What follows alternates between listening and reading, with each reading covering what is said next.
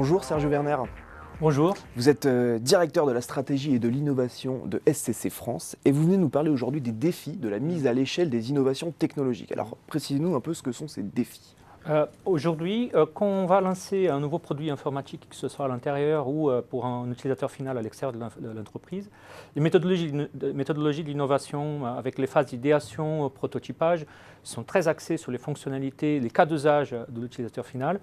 Et par la nature de ces méthodologies, souvent les questions liées à la mise à l'échelle de la solution ne sont pas suffisamment prises en compte. Passer de 50 produits à 50 000 de la phase de prototypage à la phase de mise à l'échelle, ça présente des défis qui sont propres à cette question-là. Alors parlez-nous un peu des facteurs clés de succès. Les premiers facteurs clés de succès, c'est dans les phases, par exemple, de design thinking ou d'idéation de l'innovation, d'inclure à ces moments-là déjà de l'expertise sur la question de l'industrialisation pour déjà anticiper certains défis qui vont venir de la fonctionnalité qui va être mise en place. Surtout si on est en train de parler du monde d'Internet des objets où l'objet lui-même va devoir passer par des problématiques d'industrialisation. Les deuxièmes facteurs clés de succès, c'est d'avoir une interopérabilité du bout en bout de l'architecture en prenant en compte toutes les possibilités qui sont aujourd'hui disponibles à la fois dans les back-end cloud et à la fois dans les protocoles et les objets connectés. Les troisièmes facteurs clés de succès, c'est de bien intégrer aussi le fait que un produit, il a une vie très rapide. Les fonctionnalités évoluent très vite, les possibilités technologiques évoluent très vite et il ne va rester jamais sur place.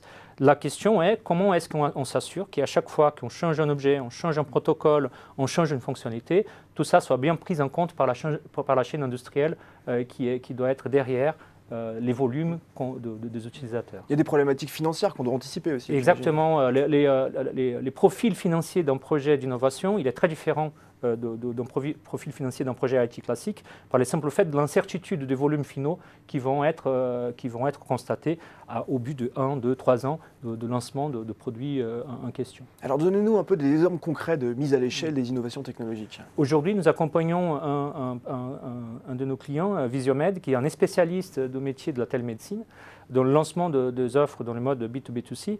Dans ces domaines-là, souvent, l'utilisateur final, qui est aussi un patient, il reçoit un objet connecté entre ses mains. Cet objet connecté, il faut qu'il soit livré dans les bonnes conditions au bon moment, récupéré à la fin de contrat au bon moment, maintenu. Les supports à l'utilisateur, il faut que ce soit très transparent pour l'utilisateur. Toute la question technologique de maintien en condition opérationnelle de l'objet en termes de version, en termes de nouvelles fonctionnalités, soit faite de bout en bout et de façon transparente pour maximiser l'expérience qu'il peut avoir ces patients et pour maximiser l'utilisation de l'application de télémédecine qui souhaitent avoir nos clients. Bien, merci beaucoup Sergio Werner pour cet éclairage sur la mise à l'échelle des innovations technologiques. Merci à vous. Merci.